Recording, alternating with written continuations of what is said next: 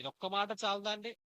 నేను యథార్థ హృదయుడనై నీ సన్నిధిలో ఎలా ఉన్నానో జ్ఞాపకం చేసుకో అనగానే వెంటనే దేవుడు ఆ ప్రార్థన విన్నాడు. మరణకరమైన రోగాన్ని దేవుడు తగ్గించాడు. మరొక 15 సంవత్సరాల ఆయుష్ను దేవుడు పెంచాడు.